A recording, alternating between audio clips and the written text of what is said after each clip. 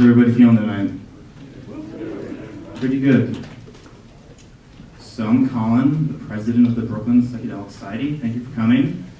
Appreciate everyone coming out and show support. And I don't know if you've noticed, things are a bit iffy in the world right now. So the fact that you're all coming here and supporting us, and also just interested in these sorts of medicines and practices, shows me some hope for things, and I'm glad you guys are here. So, just wanted to say a few words, and we're going to get right into the talk. But, so I organize a psychedelic society, something that I've done, and oftentimes the psychedelics in themselves are like very beneficial for like sometimes short period of times, but what I find missing in people usually, just from a kind of intuition, is sometimes something like other sort of like practice, like something to kind of complement their usually beneficial experiences with the psychedelics. So when Rob, my friend who will be speaking, kind of began talking about doing Dharmahuasca again, it's kind of from the place of, you know, really reflecting on what is it we're doing, not just when we, you know, meditate or pray, or what is it when we do psychedelics? Like, what is the more like kind of basic intuition guiding, the impulse guiding both sets of behaviors, and how can we really reflect on that to do it in a mindful, effective way? So yeah, thank you all for coming tonight. First, I'm going to introduce my friend Rob Heffernan. Rob sits on Chacruna's Council for the Protection of Sacred Plants, and he's also been in Dharma practice for 40 years. So if you all please join me in welcoming Rob Heffernan to the stage.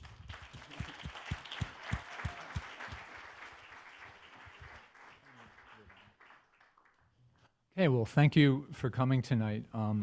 As Colin said, I've been involved with Dharma practice for quite a few years in both the Theravada and Mahayana, Zen, and various Tibetan traditions. Although my core involvement has been in the Vipassana and insight lineages, particularly in the Thai forest tradition lineages for the last several years, and also in the emergent non-sectarian inquiry into the classical texts and the milieu of the Buddha, out of places like the, sort of exemplified by places like the Berry Center for Buddhist Studies. I've also been involved with using ayahuasca for 20 years in the Peruvian shamanic tradition, the Vegetalismo tradition, as well as various Santo Daime lineages, including the more shamanic Afro-Brazilian Umbanda Daime lineages. And I've used other sacred medicines, psychedelic medicines too. And as Colin said, I'm also involved with Chacruna's Council for the Protection of Sacred Plants, and have been involved in organizing issues around legal and legality and best practices for a number of years with Chacruna and other groups.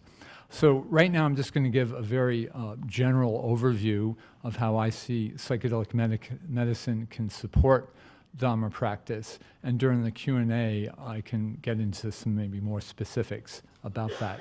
So I'm going to speak about three aspects of psychedelic medicine in relation to Dharma, and they are that they can be life-enhancing, they can be therapeutic, and then they can also illuminate and empower Dharma practice and understanding in specific ways. Of course, these things interweave with each other and are interrelated.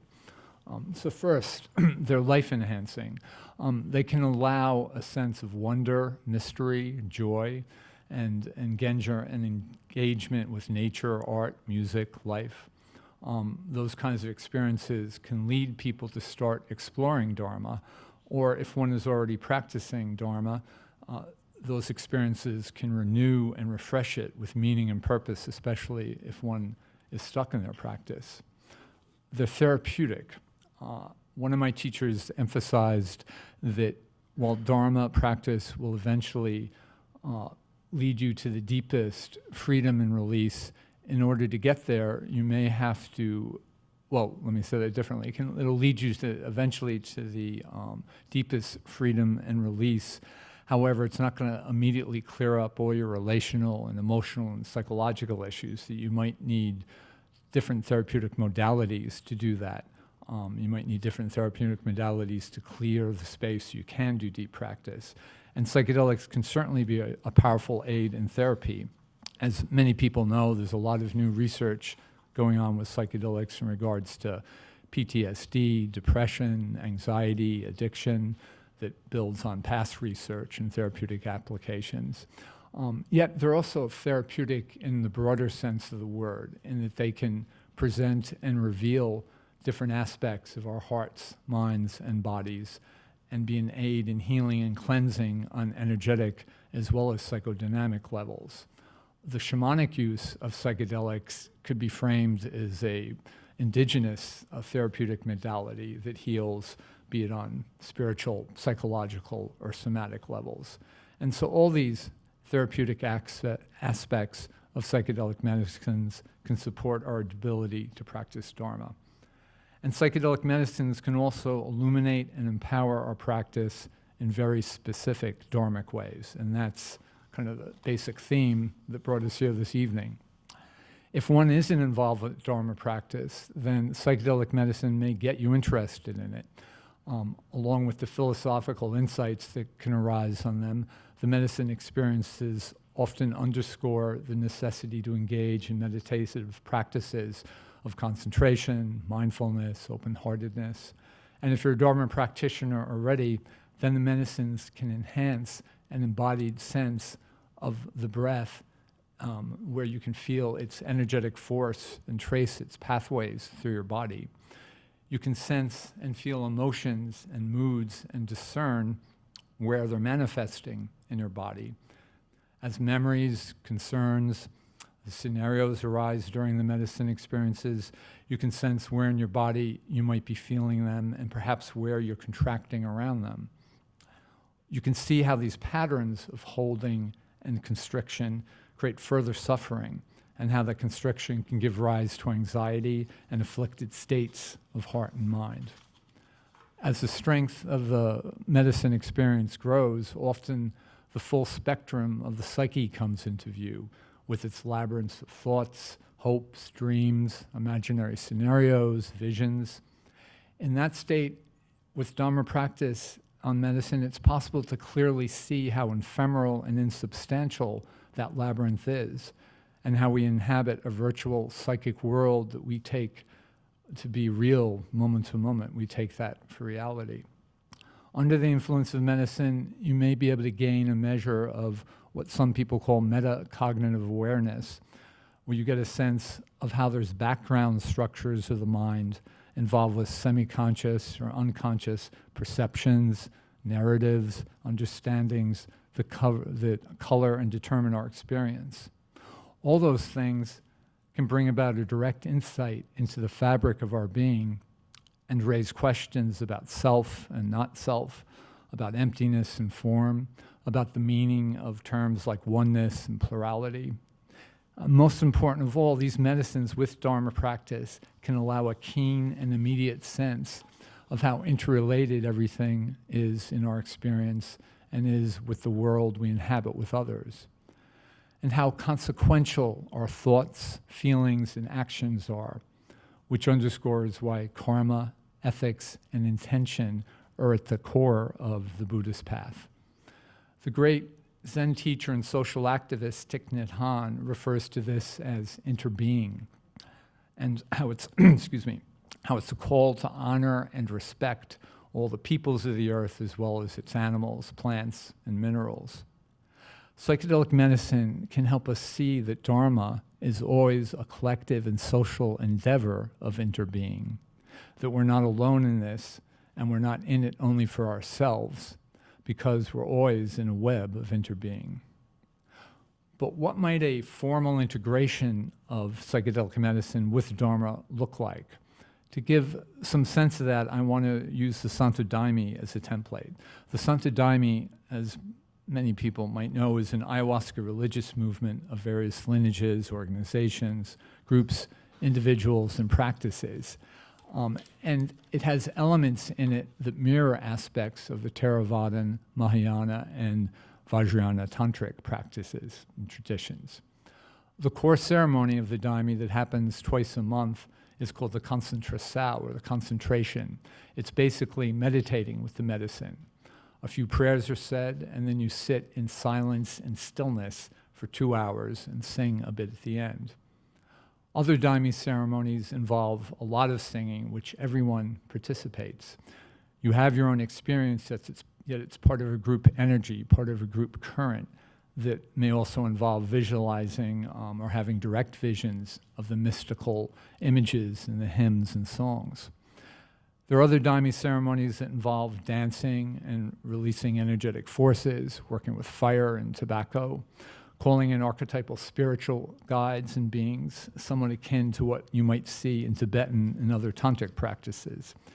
And while people may engage in these practices on their own outside of ceremony, the core aspect of the Daime is that it's a collective endeavor just as sitting together on retreat or chanting together or singing kirtan in yogic traditions are collective.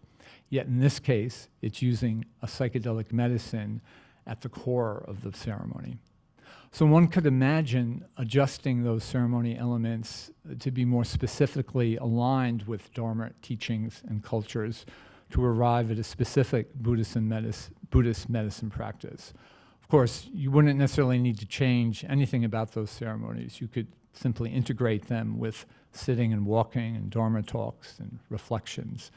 My core point there is that there already exists templates for how to work with psychedelic medicine in disciplined and collective contexts, which are participatory, which involve silence and stillness, singing and movement, releasing and invoking energetic forces, and with an aim for collective as well as individual healing and awakening.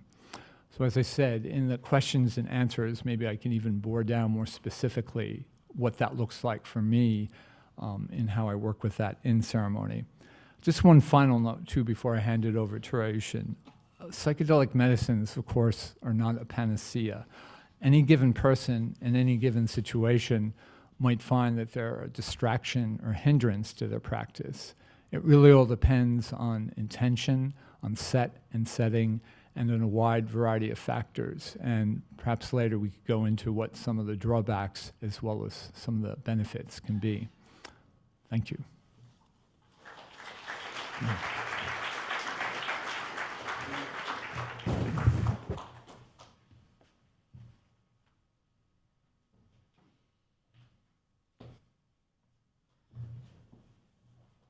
Next, I'd like to welcome Ryushin Marchaj, who happened to study anthropology of shamanism as an undergrad, but I don't think in the same way we might think of it now, and then spent some time as both a pediatrician and psychiatrist, and also is now a Zen teacher and has been in the Dharma practice for 40 years. So please join me in welcoming Ryushin Marchaj.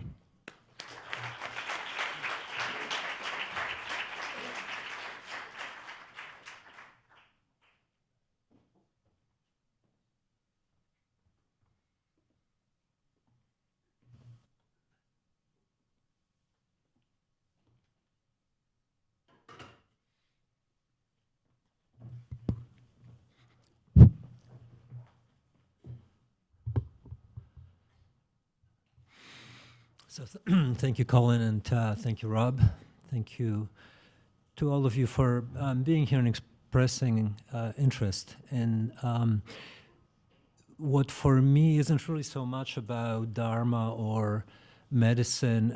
It's more fundamentally, I think, about this project of humanity that we all take up on a profoundly individual and idiosyncratic, creative way and unique way that manifests as your being here for whatever reasons are bringing you here this evening.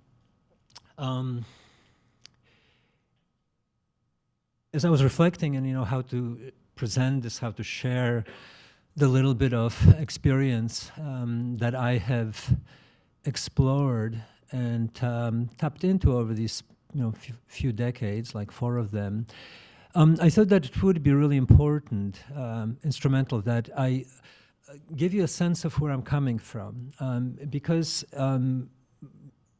with Dharma, with Buddha Dharma, with the Buddhist teachings, we have the benefit of 2,500 years of a quite systematic and varied approaches to how to take up this exploration of the nature of the self, the nature of your experience, the nature of wisdom, compassion, of connectivity, however it is that you're approaching this.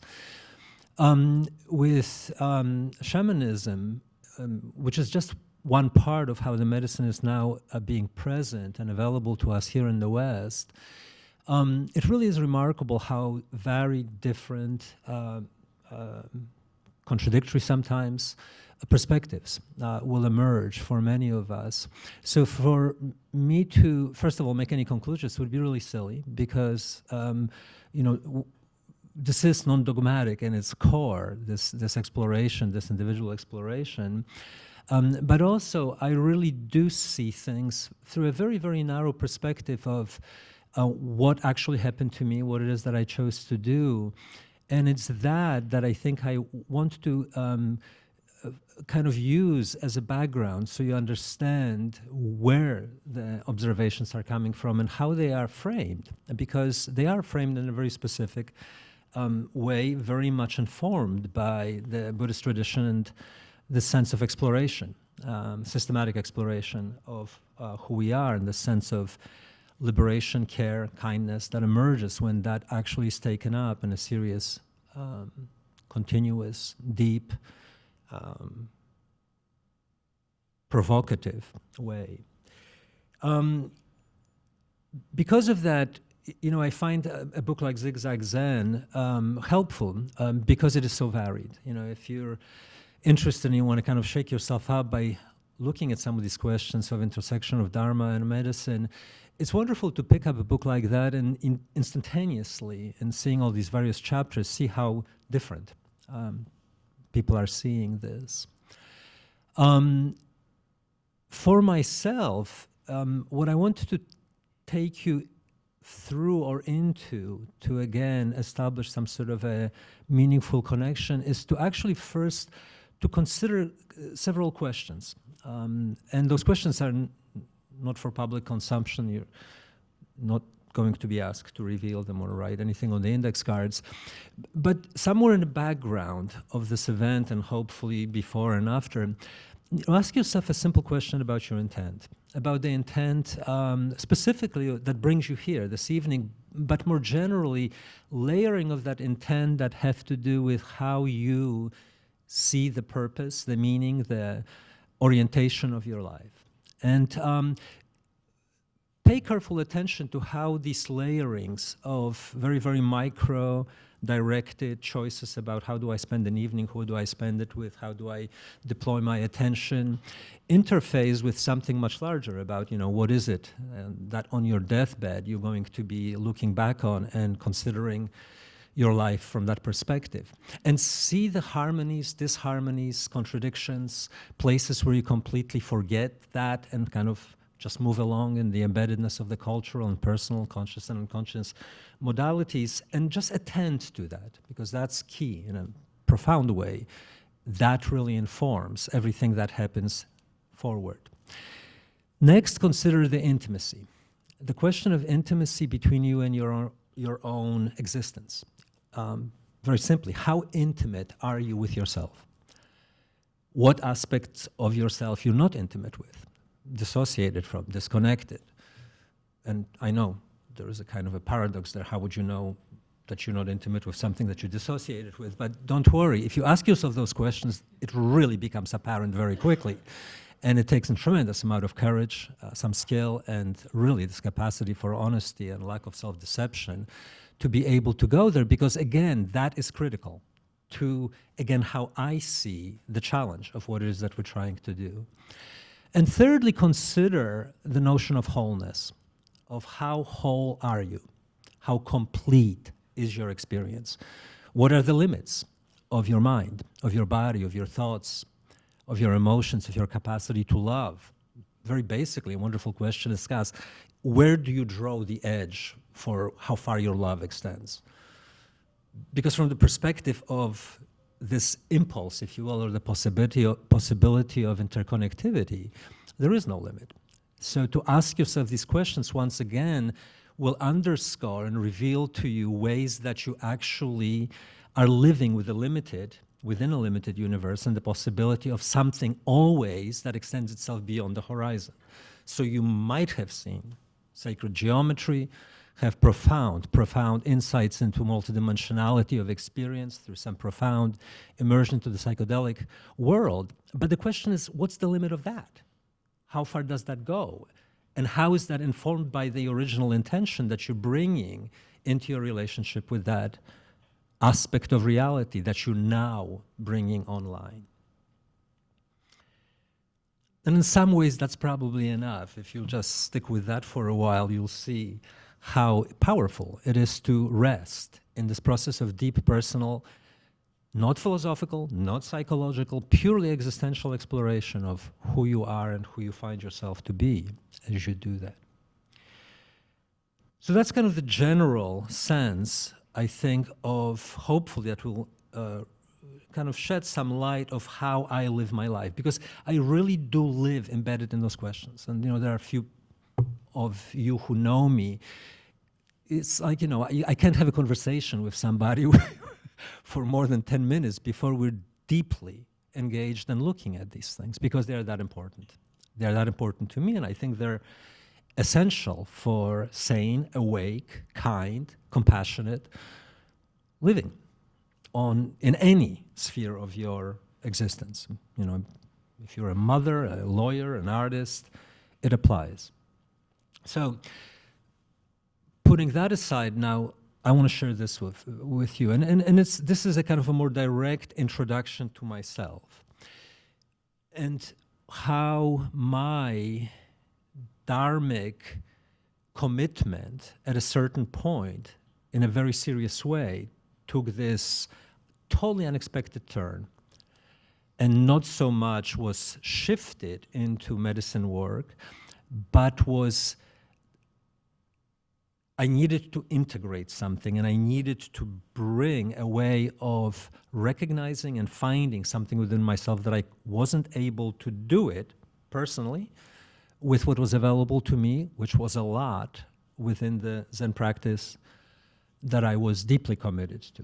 The thing that Colin didn't specify is that, after finishing my career as a physician, I was a monk, for 27 years, living day in, day out in a monastic setting where, we would investigate meditation with week-long intensives every month. So, I have like 200 booked of these intensives somewhere. So I feel somewhat confident being able to speak about the nature of mind as it reveals itself through these different practices of concentration, of open awareness, of loving kindness, precepts, morality, and all of that. But then there was this moment where something shifted.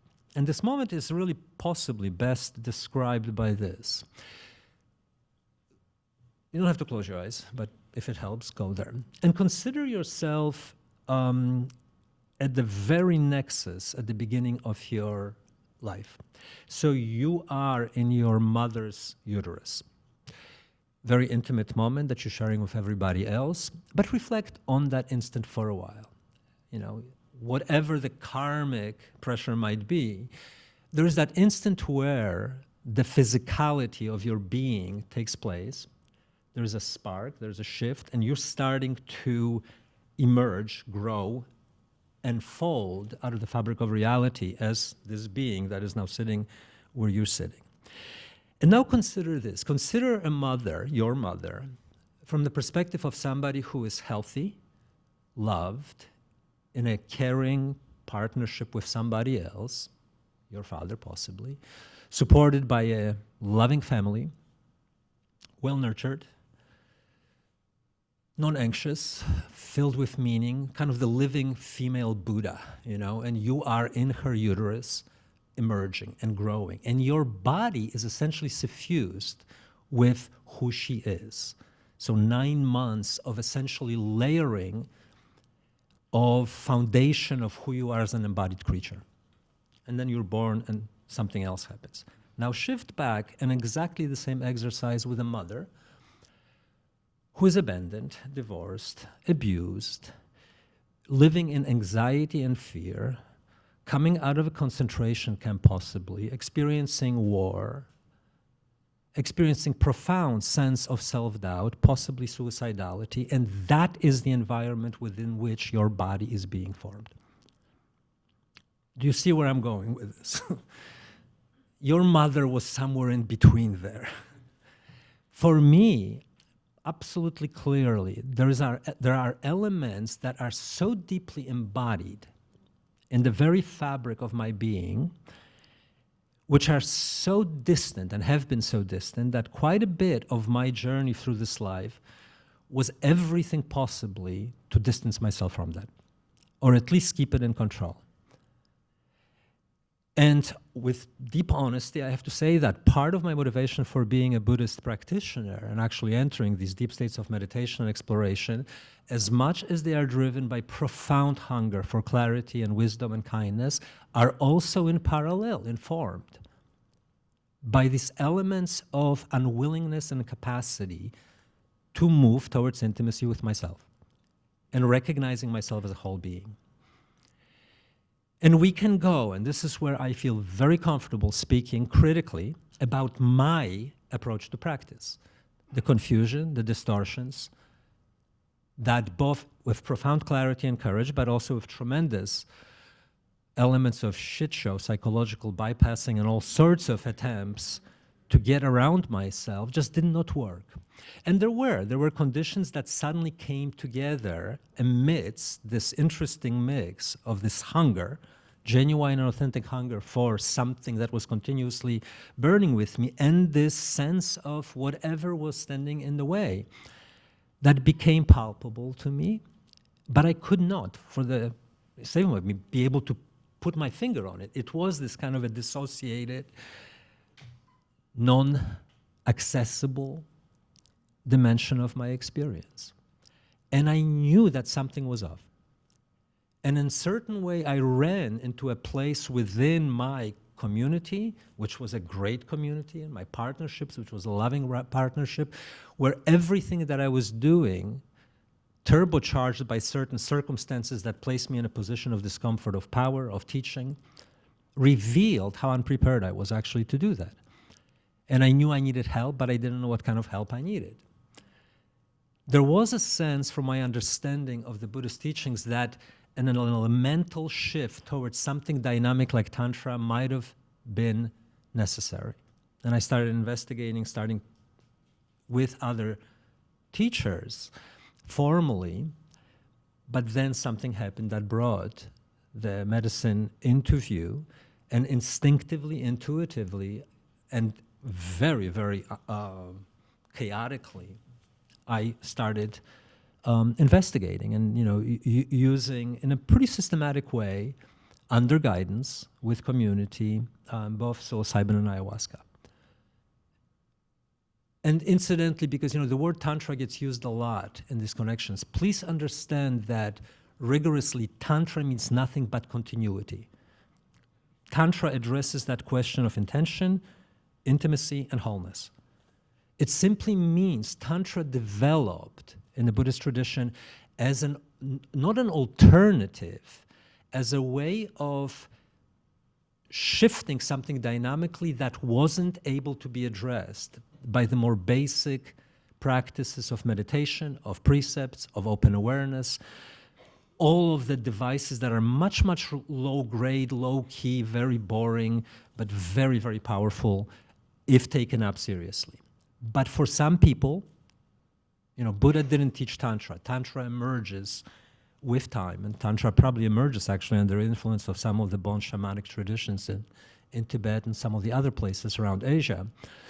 But Tantra was a way, in a sense, to take somebody who was stuck and very specifically zero in, identify, with the help of the teacher and a community and with the basics taken care of, create that shift, present a practice that potentially could do that. And it's a very unpredictable territory. It's a territory that frequently somebody else has to help you with, because like we're saying, it's not something that's visible or accessible to you. But Tantra is simply about bringing continuity into your life, so practice becomes accessible and can permeate every aspect of your existence. Is medicine? Do psychedelics can function that way? Absolutely yes. But, and, at least for me, the stage was set by establishing certain principles, certain rigor, and a certain intention that, although was non-specific, it was directed towards that continuity. That wanting to see where was it that I was deceiving myself, and where was it that I was just inaccessible to myself. Consequently, all of the psychedelic experience that I had is colored by all of that. I don't have visions when I hallucinate. even when I'm taking DMT. The only place I go to is into that place in the womb. I am recovering my body in places which are harrowing. I don't recommend that on the first date, but it's real. And it's it's convincingly, to me, opening me up to everything that I did in Buddhism. So in a certain way, what medicine is doing is making me much, much more convinced about the working of Buddhism. My capacity to meditate is altering radically because I'm meditating with my whole body, including the body which is wretched, which is in agony. You know, I'm trying to convince people who are close to me that I am always in pain. I'm always in pain. It's okay. I am honest with myself about that. And I can imagine that if I continued without turning my attention with the help that the medicine provided in a certain way by, and you know, here we'll shift in a moment towards understanding what was actually required, but as much as it was medicine, what was maybe more important is the company of loving people. It took me 2 years, probably about 25 ayahuasca journeys, before I trusted this. I trusted the people, and I trusted myself. But then when the bottom dropped out, it was quite spectacular. And in a certain way, it was a beginning of a rigorous appreciation and entry into the sense of wholeness, of my wholeness, that required making peace with my body. Now, does it have to happen that way? Can you discover your wholeness in a different way? Every single way will take you to wholeness. That's the point about wholeness. No matter which direction you'll go to, be it your intellect, your heart, your body, if you do it in the spirit of not trying to dissociate, separate yourself, get stuck in some transcendental dimension, transcending dimension of spirituality or holotropic positioning, if you really see and recognize the imminence and the clarity and the possibility of wholeness being available to you all the time, you can start anywhere. But it does help to continue and explore that. And definitely, it helps to understand that that's what you want to do. Too frequently, you know, our pursuit of happiness, our pursuit of wholeness, of freedom is predicated on creating these images, these idealizations, the sense that if I can see the fabric of the universe, I'm done. No, you're not. It's a beginning. You know, quite a bit these days is being said about this alternation between altered states and altered traits. And truly, I'm convinced these days, if you give a weekend, give me a weekend or anybody a weekend, we can precipitate altered states, profound altered states, maybe even access to deep recognition of selflessness, of interconnectivity, of universal love, unconditional love, of compassion, of totality of being. I don't care where you want to go with that. But so what? So what if next morning on the subway, the smallest otherness irritates you and reveals you in your constriction, your protectiveness of yourself?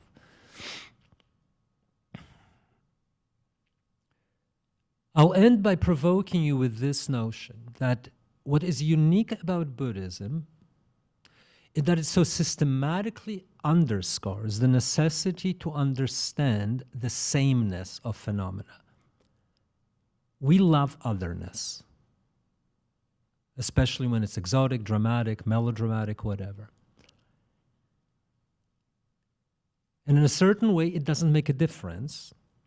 Fundamentally, it doesn't make a difference what the vision is, what the perception of the otherness is,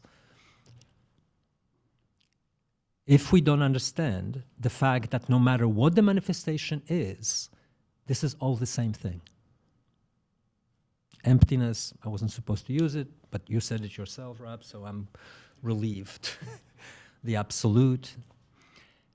So to have the experience of understanding, of some accessibility to that dimension of experience, to the fact that no matter if you're happy or sad, you have a profound hallucinatory experience or a passionate experience, doesn't make a difference. Those fluctuations are important, karmically significant, they're causal. But what is really important to understand that it's actually exactly the same thing. There's a one flavor running through that. Call it the absolute, the Godhead, whatever you want to say it, but then that is not the end either. What ultimately the practice of Dharma is pointing to is the identity of those things. Form is emptiness. Emptiness is form. Absolute is identical to relative. Otherness is sameness. Sameness is otherness. When that becomes functional, that's compassion.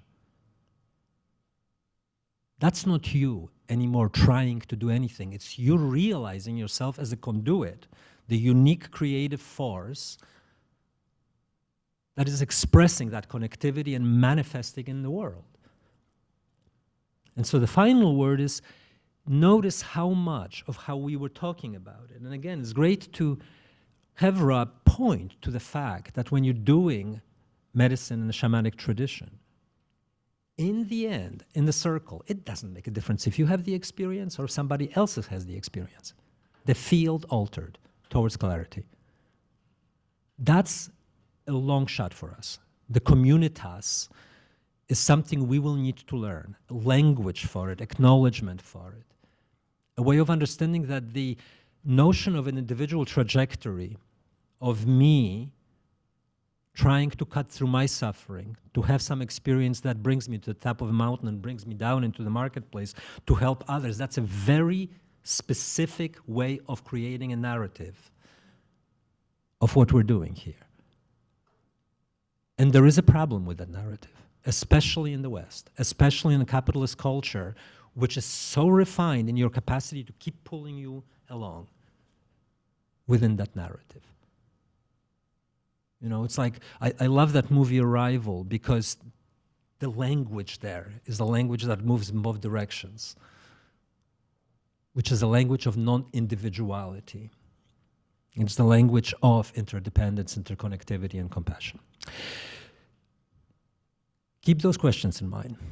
Your intention, your intimacy with yourself, and your sense of wholeness as you're taking these questions up of where is meditation, dharma, teacher-student relationship, community, medicine, what kind of medicine, what setting, as you explore that. Remember that in the end, you're exploring yourself in your wholeness and in your uniqueness and the identity of those things. So thank you.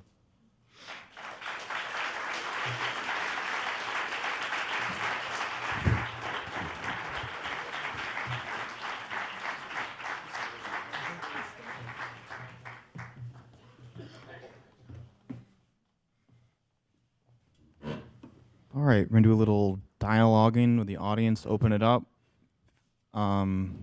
Questions or anything people would like to ask? Thank you, Ryushin. Someone who, Sarah, would you mind grabbing a microphone and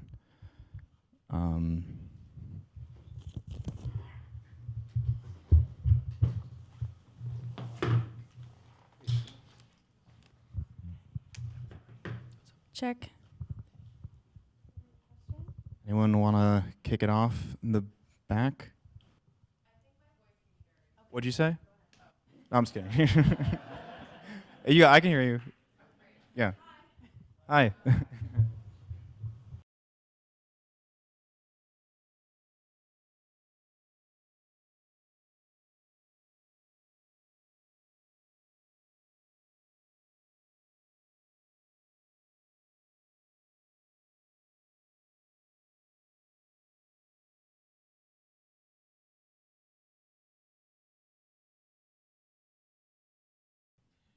Can you repeat the question? Sure. The question, the way I understand it is, you know, we're talking about establishing attention, working with it, and what the woman, what's your name? Eva. What Eva said was that she has no problem with that when she's doing medicine. So, you know, when she's doing a ceremony, there's clearly, I'm imagining an intention that she's setting for it, and then things drop in and world takes over. Let me turn it down a little bit, because I think that may be helpful.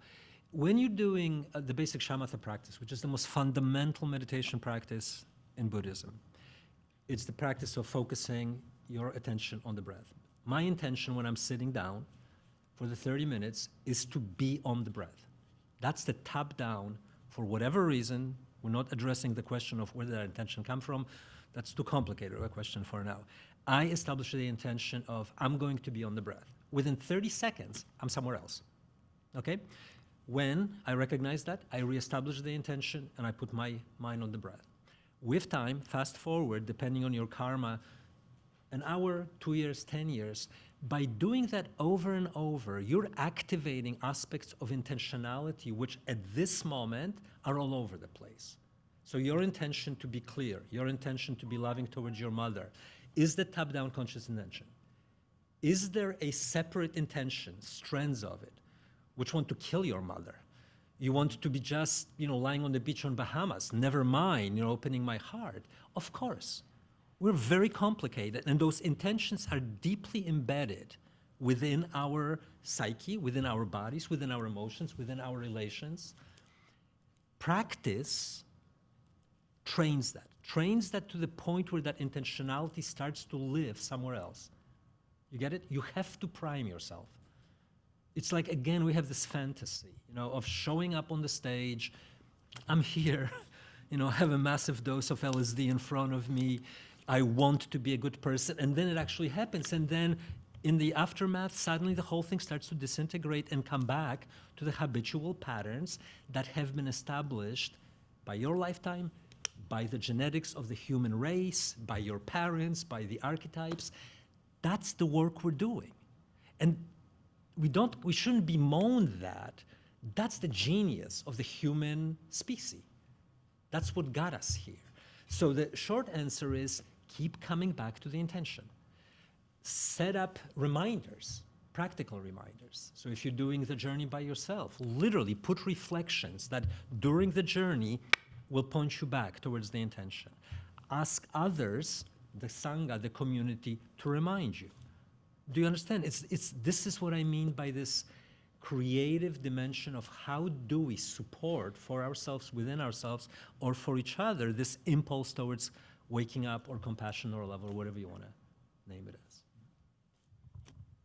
And there can be another aspect too, that sometimes before people go into ceremony or use medicine, they have very specific intentions of what they think they want to work on, like they want to work on something about a relationship or something about their job or whatever it is, and then that gets swept away in a variety of other things. If the core intention is that we want to cleanse, we want to heal, we want to understand, then whatever arises, you'll cleanse and heal and understand, you know, what really is core in that experience. I'm thinking of a friend of mine who went to Peru recently, and she wanted to really focus on what's ahead in Chacruna, actually. And then what was really coming up with her was stuff in her relationship, her health, and so on and so forth, and she didn't really focus on this envisioning and all, because that's really what was, you know, core existentially for her. So it's you know, it's also a question of what, you know, how you're working with intention and how open you are to what really, you know, needs to be, you know, worked on, you know, in the moment too.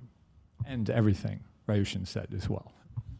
I had a friend who tattooed on the back of her hands, "Wake up," you know, as a, as a reminder. I have a friend who tattooed on his wrist, "No more trippin'."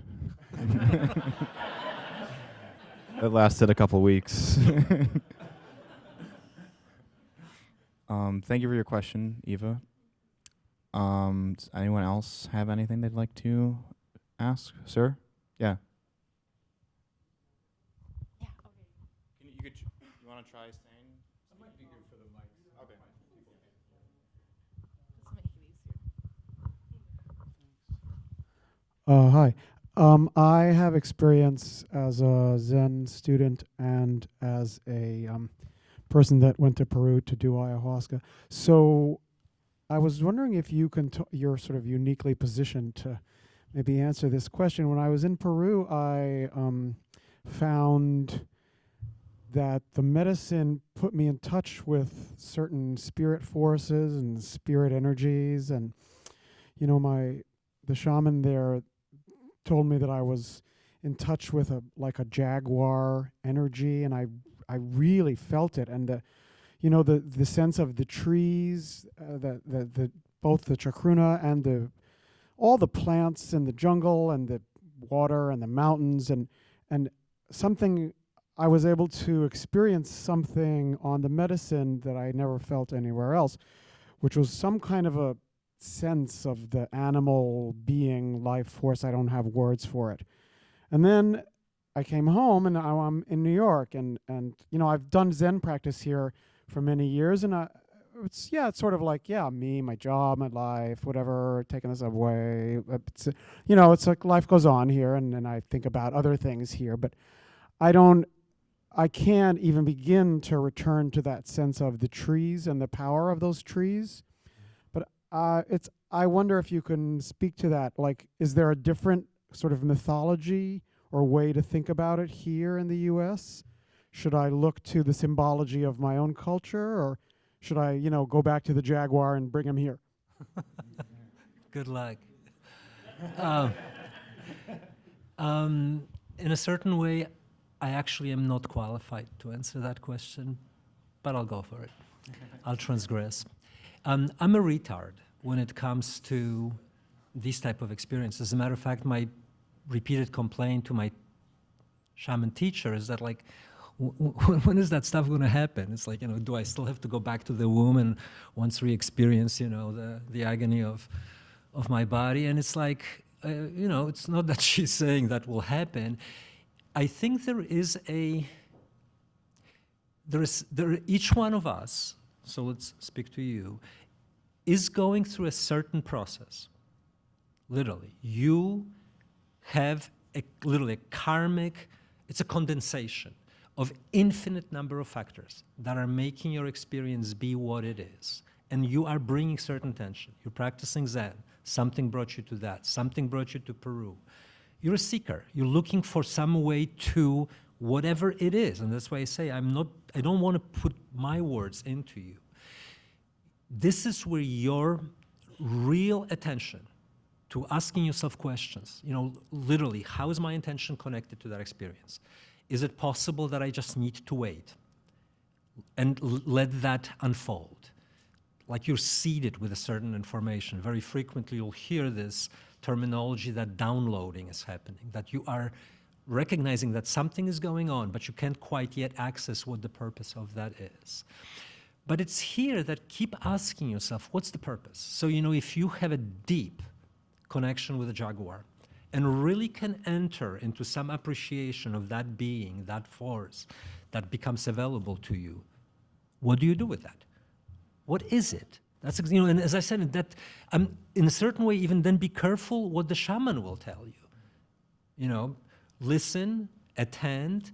If you can establish the dialogue with that spirit, with that entity, if they're there, they'll help. You know, if that's your mind, that's the way of literally, symbolically, or, you know, channeling and making contact with yourself or some dimension of yourself. If this is an expression of wholeness, if it's moving you towards embracing more of yourself, go for it. If this becomes a trophy and suddenly your house is filled with heads of jaguars and images, you know, and all of that, and that's the end of it, okay? I was going to say just quickly, I think this is also just a challenge of trying to do spirituality or religion in like a postmodern sort of world where we have choices about our interfacing with traditions rather than kind of being suffused with it through growing up in a tradition.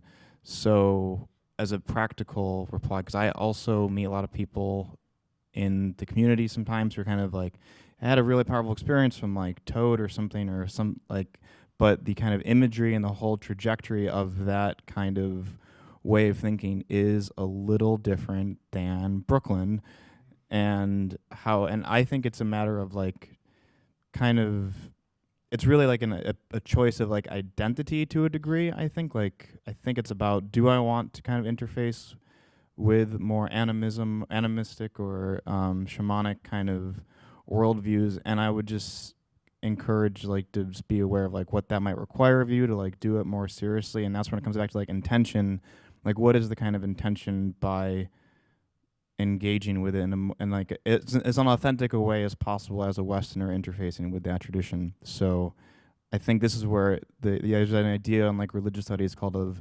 double or triple belonging, where it's like you have like kind of a primary religious identity, but you get substantial nourishment from a secondary one, and kind of doing code switching where those traditions are more nurturing might be something unique to our times of interfacing with these as we are. Yeah, and just briefly too, that if you really do feel called to work with something like a Jaguar spirit, then you could connect with people here in the United States that work with those kinds of energies and see where it goes. And of course, you could work with ayahuasca in that context too, and then you could discern, was that just a cultural thing that happened there, or is maybe there's some underlying energy or archetypal force to it that might continue to manifest, but perhaps not as a jaguar. So there's ways to explore it up here too. In our La Floresta.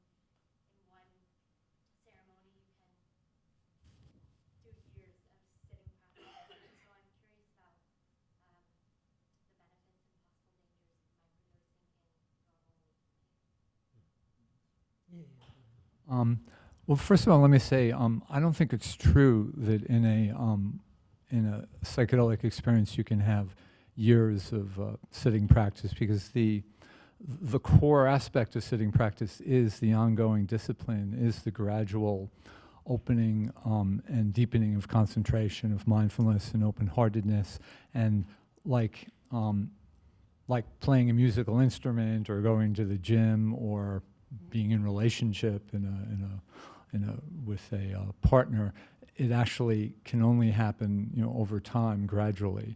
Although you can certainly understand a lot and get a lot from one particular psychedelic experience, but that's my view on that. With microdosing, it's interesting. It's almost kind of a different modality than what we're talking about here when we're using low or medium or high doses. Because with microdosing, you're subtly and gradually changing the neurotransmitter balance in your brain. And the truth is, no one really knows enough about its benefits or dangers yet, except individuals doing it and anecdotally. So it's a little hard to say how long-term it'll affect Dharma practice. Anything that would help ground you and bring clarity and resolve some issues in the background would be useful, but it's almost, again, kind of a different kind of modality. And I myself am a little concerned or trepidatious about it for myself, partly because it's just that not knowing, but it's kind of a brave, new territory, and I don't know how you feel. Confused. Yeah. By confused, I mean it's a work in progress. I think for us collectively, and I explore that, that modality. I once again, when I do, and as I said, it's like it's an experimentation, because what I see is that to really understand what that kind of the right dose is, or what dose does what, is just, again, fascinating spectrum. What we did some collective work with a group of people that I'm confident in, that, you know, good friends, where we actually did microdosing while sitting long periods of time, and seeing what would happen. And people were sufficiently astute and practiced so they could really watch their minds and watch their bodies and read what was happening. And we were doing that as a kind of an experiment to try to see that. And it was fascinating because, you know, depending how much meditation you brought to the table, your experiences of what the microdosing was and what the dose was doing to you was radically different, including, you know, precipitating profound drop-ins into altered states, where, including, there was one situation where, you know, a possession happened, like literally some energy moved through, and like everybody was like, what the hell, you know, this was microdose, but you put that together with 6-7 hours of meditative stillness and things start to happen, you know, in terms of, again, what opens up, what becomes available. So I think that if you microdose and then try to learn meditation, I think it may be hard. Maybe. I don't know. That seems to be it. If you have an established practice and a relationship with, intimate relationship with your body and mind, then what happens, at least in my experience, is the most profound effect that I see is in my connectivity with people. And not by my standard, meaning I ask them if there is some capacity that I can connect with them a little bit better. And the answer is yes. There is some attunement that happens in my capacity to pay attention, but it's different than just kind of a clinical sense of me being aware or mindful. Something else comes online, which has more to do with this heart-to-heart capacity, empathy, compassion, identity, whatever that is. You know, I say that very tenderly. You know, I'm not ready to publish a paper in either a Buddhist or the psychological journal, but there is something enlivening and lovening that's happening specifically in my relationship to people, life. So that's. I just got much more interested in trying to microdose. We should go out to dinner next time. We'll do it. A special day. You know what there's not a microdose of? Is these blazers we all have on. Yeah, no. It's the uniform. We didn't plan that. Macrodosing on blazers up here. It's a sign. See what they have in their pockets. In the back? It's a setup.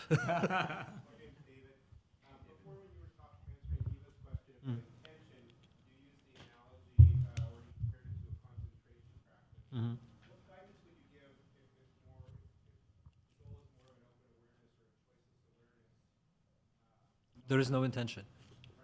Yeah, I know. Remember that when you shift to these non-practice practices, attention and intention become the resistance.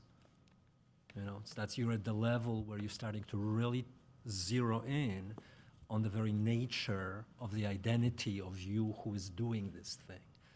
But to do that effectively, or, well, again, different opinions, at least in my mind, to establish shamatha, establish a real profound concentration, makes all the difference in the world. And are you asking about that under, while you're on psychedelic medicine, or just in general?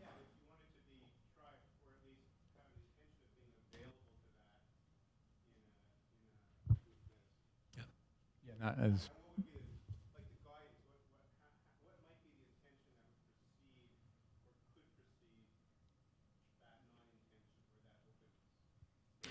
Well, you know, it's okay to actually do that, and I've seen, you know, I'm too anal to, you know, like just really go with intentionless entry point into the journey. I always go very precise, you know, plan A, plan B, plan C. But, you know, I've been with people who are much more relaxed and intuitive, and it's fascinating how they use that, because, you know, I think what happens is, if you really go, you know, I have no intention, I'm just open to experience. What frequently happens is you actually are revealed in all of the intentions that are there, that suddenly start popping up, which again is not wrong, it's a perfect strategy to allow yourself to recognize things about you that matter to you and that you actually don't know about. And that actually is what happens in open awareness meditation. You know, you get revealed in those places because you're actually not subjugating, not creating a structure where things can hide. And while this is true in meditation practice, I think it's particularly true in medicine practice. If a lot of times people are moving into a space like that, unless they really do have a strong background in concentration practice and mindfulness, you may think you're in some type in open awareness where you're being clear, but often people, from me speaking to them in my own experience, often people are actually kind of lost in very amorphous thought worlds and visions, which might be interesting and helpful, but if it's not what you think it is. And that's one of the, I'm thinking about Santudami concentration practice, where that is a meditation practice you're doing in stillness and silence. And some people have a practice that they're doing constantly, and some people mainly do that stillness practice when they drink the medicine.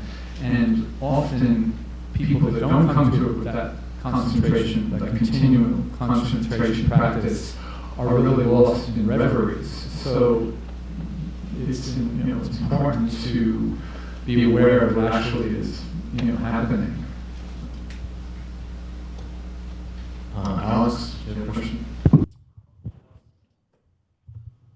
Just to be, my premise for this is that I work in the psychedelic world, and I'm afraid that we're in like a sorcerer's apprentice moment.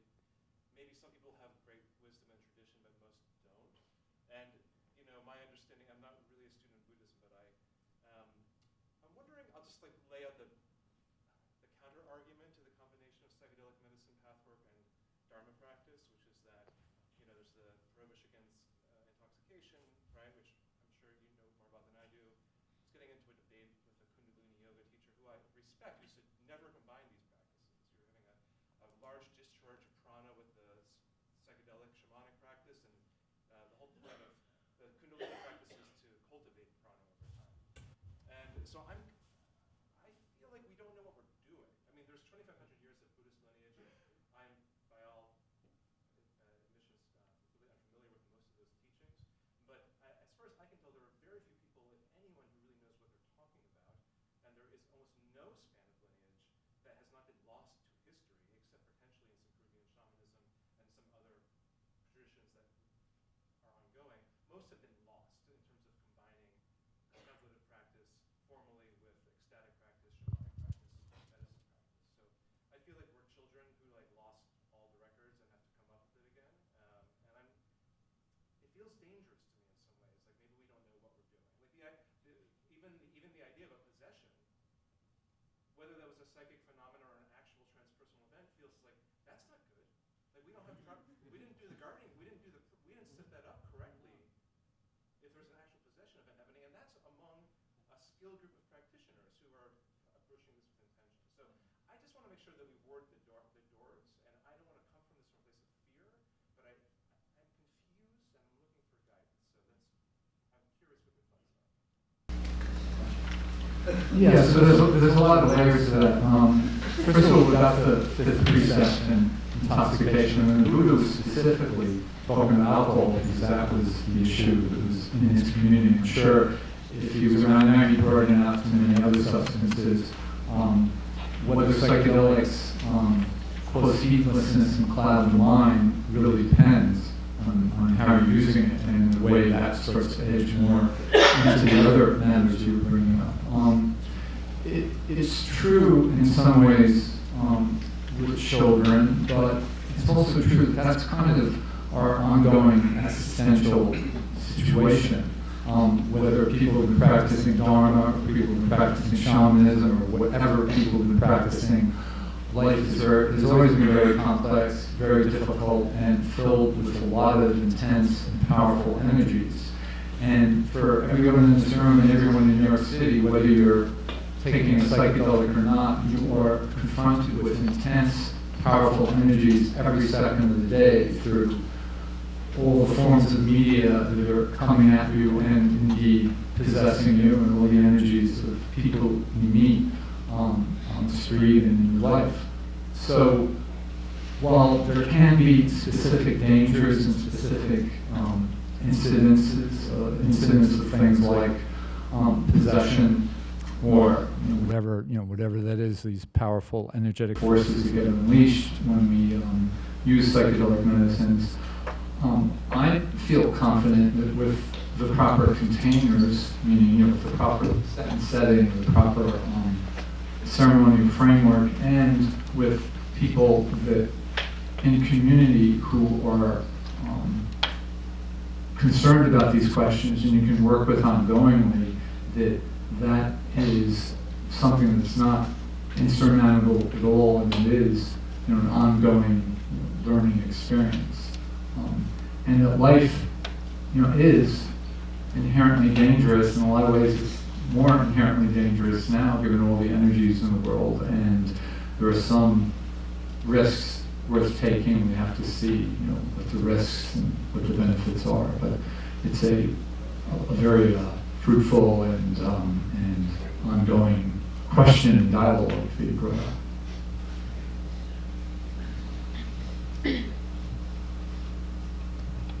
There isn't a safe practice. There is no guarantee. I mean, that is that even if you, instantaneously things came to mind where I can share with you examples, including the example which always stays in my mind of Shakyamuni Buddha, the enlightened being, the all-seeing, who is giving, a lecture on emptiness, and 2 monks commit suicide because they misunderstand the teachings on the spot. He's an all-loving person, and people are attempting to kill him.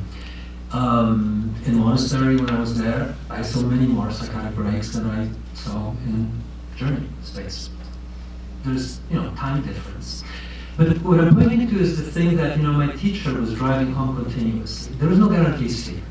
There's literally, if the practice was safe, was essentially guaranteed safe, it would counter the first principle of impermanence. This is impermanent. There's literally no capacity that we can have to solidify and dogmatically present us. Definitely in these traditions. There apparently are other traditions which will present you with dogmatically constant that you can lean into, and ostensibly it works for people, for some people. In these traditions, definitely the shaman tradition, definitely Buddhism, you are resting into impermanence.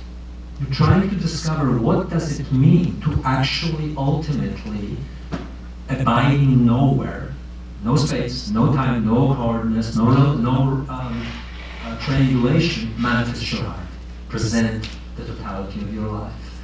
So, is it important to understand the power of the medicine and the fact that you're doing something precipitously and that you're surrendering control in a very radical way, and that is different than step by step, breath by breath, allowing for something similar to be happening. I mean, you're aiming for this sense of profound relaxation into the profound, uncharted intimacy with the wholeness of your being. So to understand the intention and to the profound respect, not just for medicine, but for yourself, for your mind, for your body, for your relationships, to then use that for the purpose of that central intention that is continuously being refined and adjusted. Again, even with all that online, are there guarantees? No, they're not. But your point is well taken that this is new technology. We're learning the language. By taking it up in the forms that we're doing, we're shifting it. So the medical shamanic Western model, the white coat model, is definitely one that's going to be setting certain standards and a certain vocabulary of what we're going to be doing with this. Meanwhile, there will be shamans that will be arising from our community, some that are there to grab power maybe inappropriately, others who will emerge out of the wisdom of who we are as this indigenous group, if you will, urban, middle class, well-to-do, Why not? But it will be experimentation all the way through, and there will be definitely some mess that we'll leave behind. And that was always the case. You know, as I said, there is no tradition that doesn't have that element, the element of pathos and certain tragedy, you know, because we are taking a profound risk. But that risk is necessary. You know, we can die falling asleep, or we can die and burn up in this passion for trying to understand what love is, you know, truly in its essential way, and that's dangerous. You know, if you have any questions, read real okay.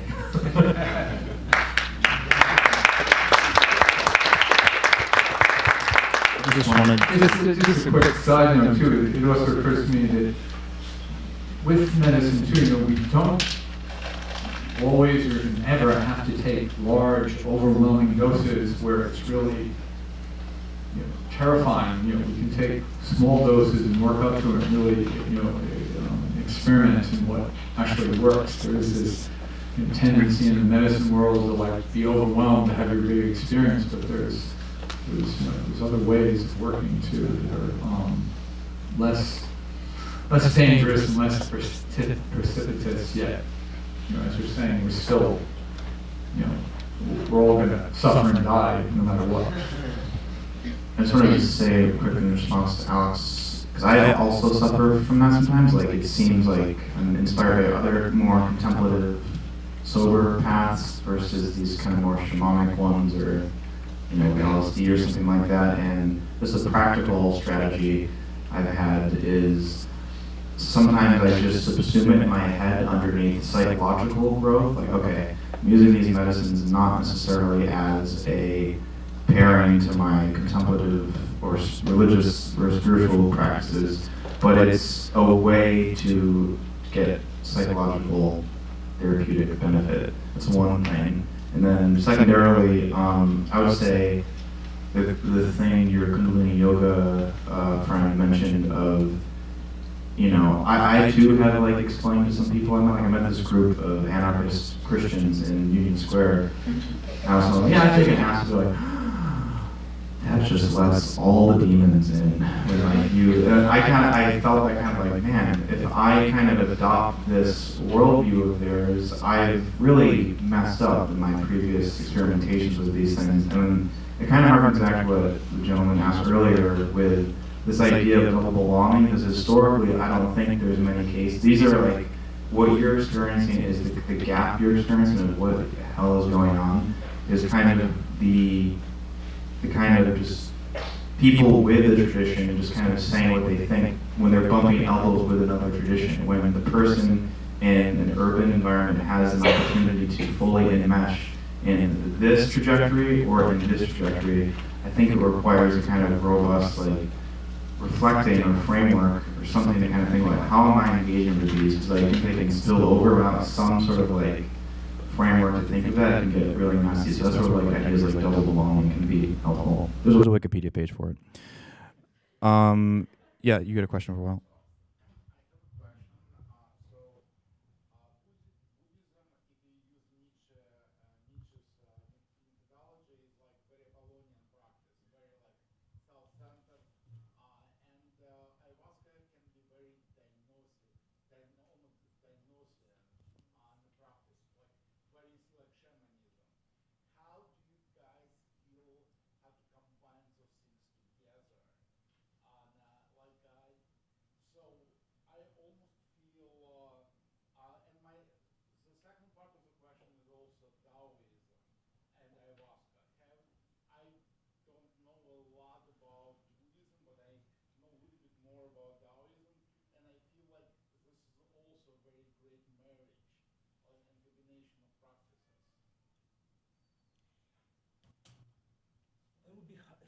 Again, it would be hard to generalize. Like I think I've pointed out to you, what happened to me is a very specific one way of approach to this. Okay.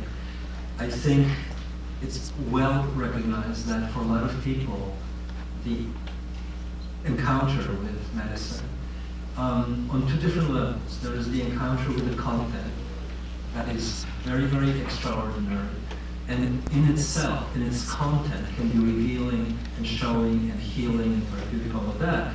But I think what people miss is that the very precipitous shift in consciousness that happens with medicine early on reveals the empty nature of reality. People don't get that because we so quickly get seduced by the content that we miss the fact that in order for that to happen, the ground has to be completely fluid.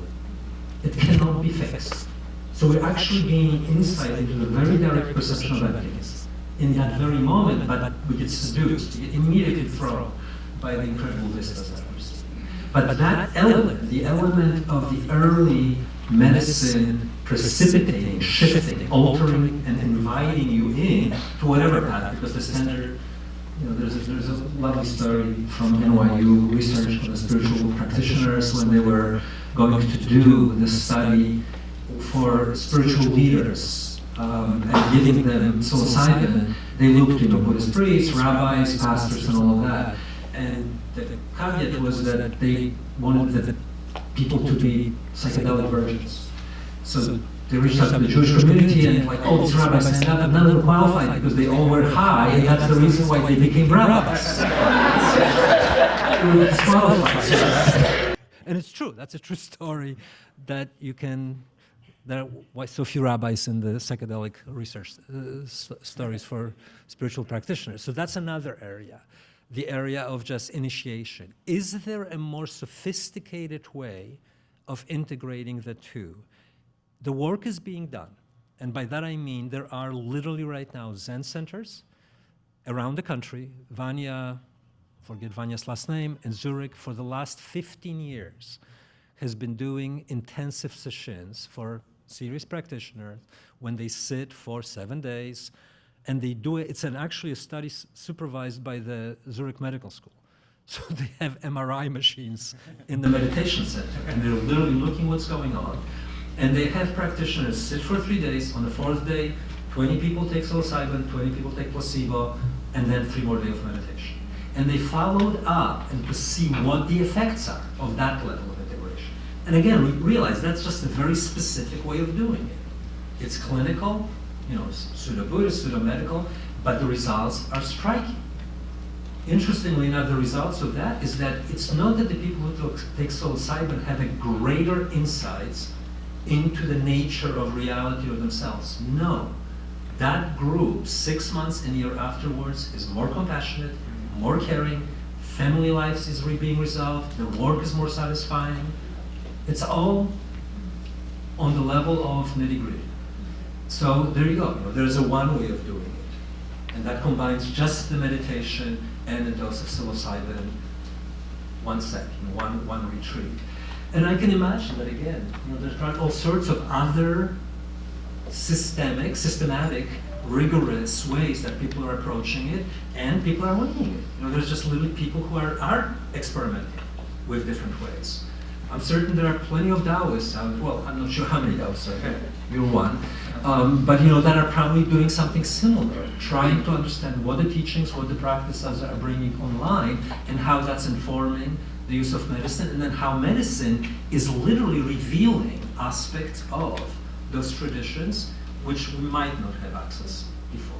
Definitely on an individual level. I can, again, speak for that.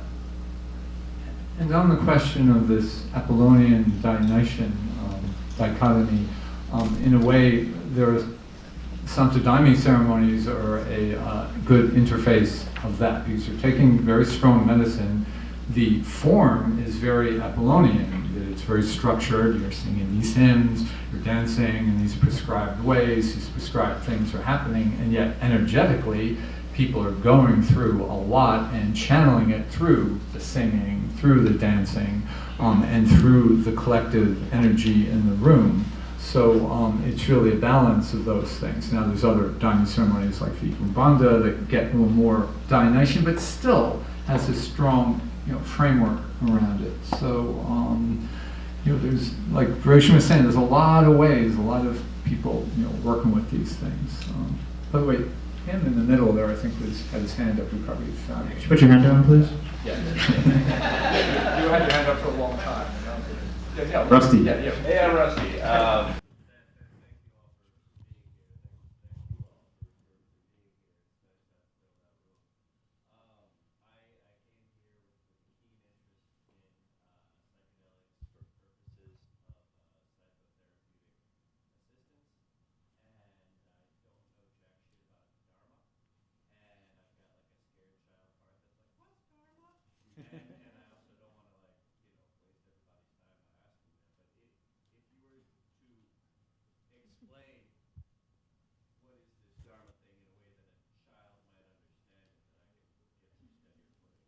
If that's useful to anybody else. Do you guys know any meditators or anything? Who am I? What am I? What am I going to do, and who am I going to do it with?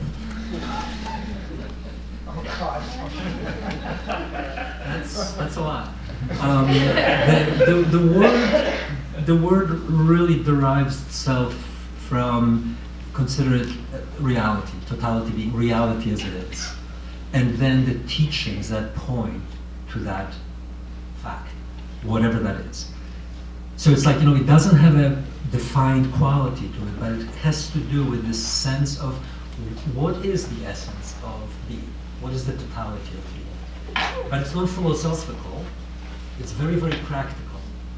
So, Dharma doesn't invite elaborations, philosophical elaborations. If they're there, they're all directed towards getting you to engage yourself towards that wakefulness, towards that inherent quality of something that is imminently available moment to moment to moment to moment. And less facetiously, it's a path, and the path is understanding and embodying what truly serves my well-being and what truly serves the well-being of others, and how do I continue to walk down that path with others.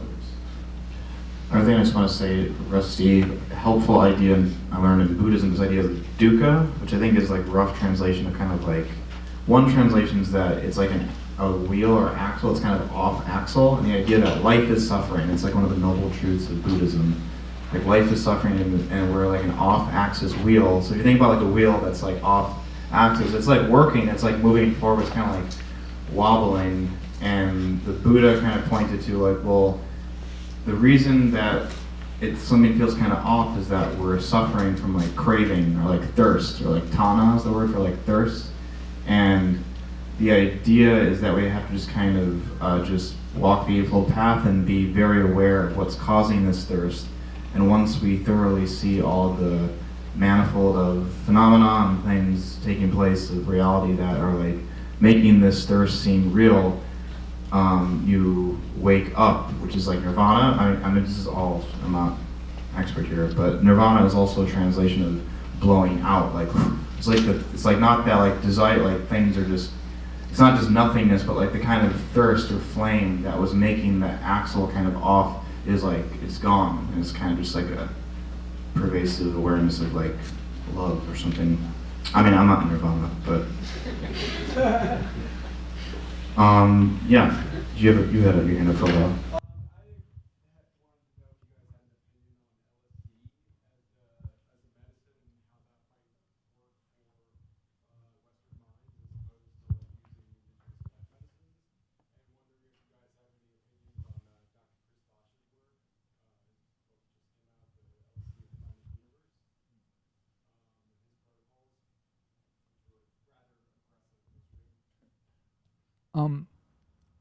I mainly work with ayahuasca. Occasionally, I like calling it lysergic medicine. It's a very profound medicine, very profound in my scheme before, the life-enhancing and therapeutic qualities, and seeing, for me particularly, really getting that profound, visceral, and subtle sense of the interrelatedness of things. I also find it very like cosmically envisioning, and I find it difficult to be easily concentrated on it like I can with ayahuasca. It takes great effort for me to feel grounded. as opposed to ayahuasca. Now, truth be told, in the last couple decades, I haven't used it enough to really give an informed enough answer about that. But I think energetically, just its molecular structure is, has that kind of stimulant quality that I think might tend in that direction. And it's far more complicated than what I just said. But Joji. I mean, I do, which is again, not being so concerned about trying to push towards conclusions, because it does. It has a different signature, and it took a while for me to recognize that when I do mushrooms, there's a relationship that I have with myself through them, that it's different with ayahuasca, it's different with LSD, it's different with San Pedro. It's not that I do that much of it, but I can recognize that there is a different accessibility, and that I'm actually moved or informed in different ways. So once again, both intentionality and this exploration of yourself. Also remember that truly you can take exactly the same dose and just modify the setting and bring 3 other people into it, and the experience is, once again, a completely different territory. So yes, aim for rigor, aim for some sense of understanding and appreciating what's going on, but also be completely open to the possibility that that's essentially what you're doing. You're exploring this sense of, again, who are you, where are you, and how these different modalities provide you with this accessibility and energy to see clearer, give more generously, receive more generously. I would also say I think LSD experientially or phenomenologically, it kind of aligns maybe a little more with like emptiness from experience I've had of kind of like things like kind of falling away and seeing like the rising and falling of phenomenon, things like that. So I think it might be, in a way, you could argue perhaps more on a similar wavelength to like Buddhist experience, something like that, but that's just from personal experience. And also a lot of people who I've met who specifically get interested in Buddhism, and this is again just anecdotal, seem to have, it's come from like an LSD experience in general. But we have time for 10 more questions, so we're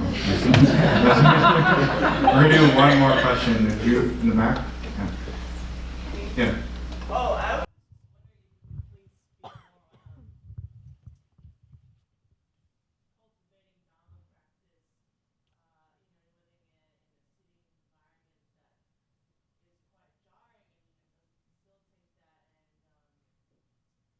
Yes, it does. I guess I'll just share with you one practice right away. This one kicked in New York City. Loving kindness on the subway. Just literally step on the subway, don't stare at people, but just make eye contact. Oh no, I'm down with that. I just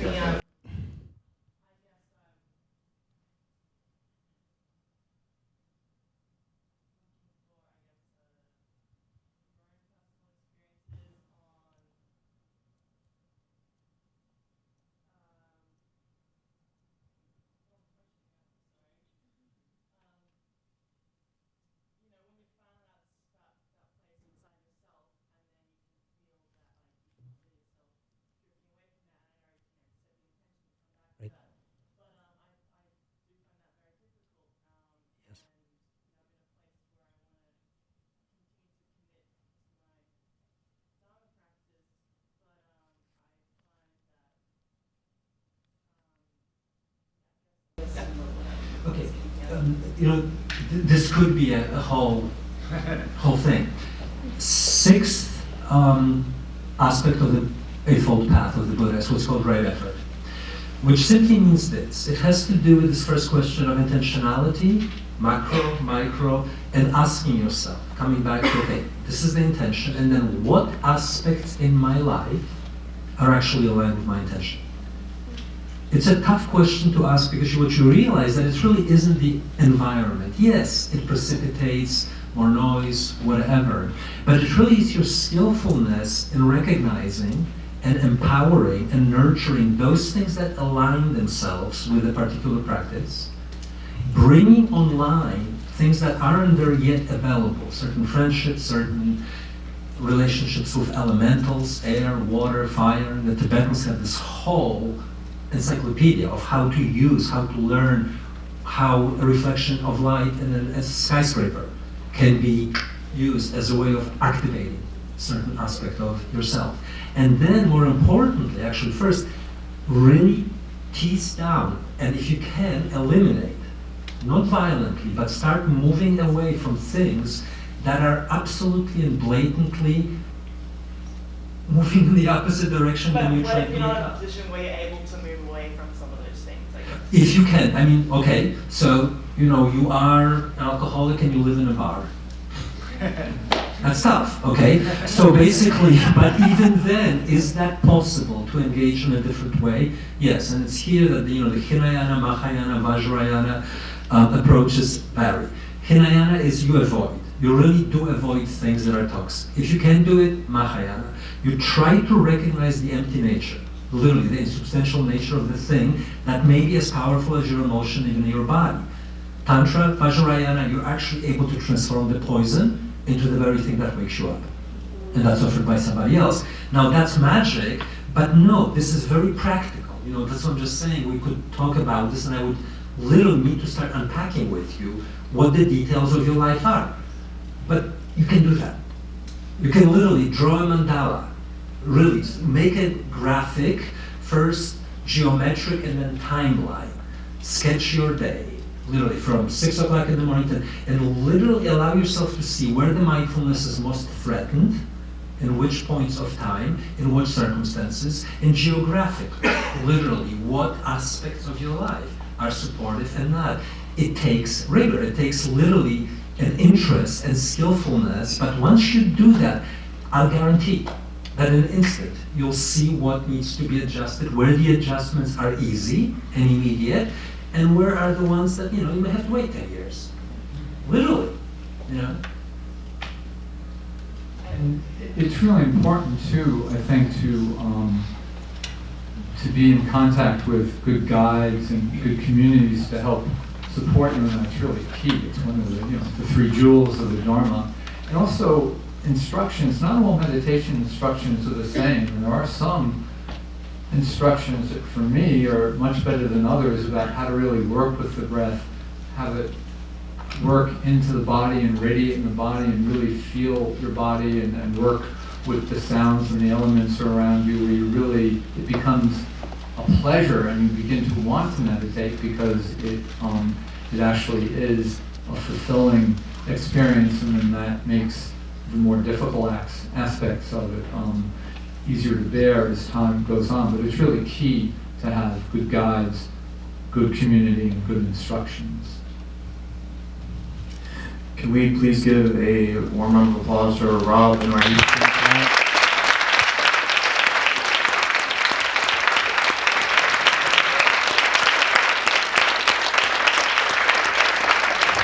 Thank you guys so much for coming. A couple announcements.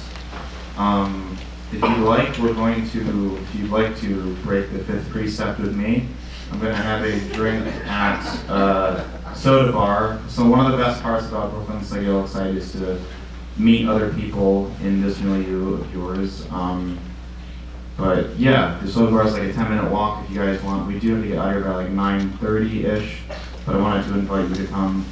And we're going to do a movie night next Thursday where Rick Doblin's going to Skype in and talk about some things if you wanted to talk to him. And then we're going to do an event on psychedelic socialism. We're going to keep blending terms until something finally revolutionizes our country.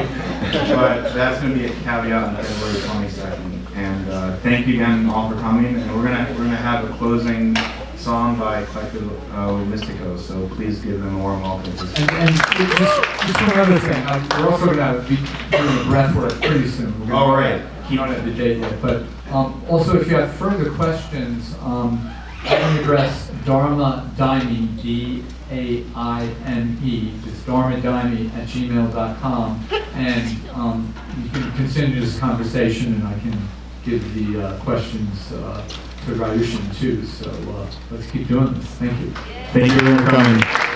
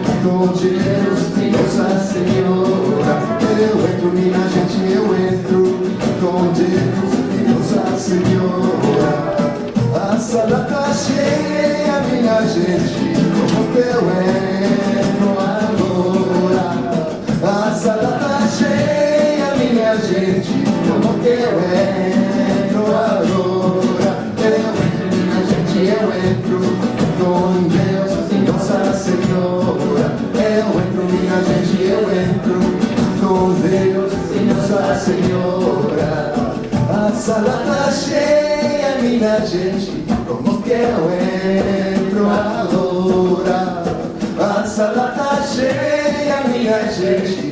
que eu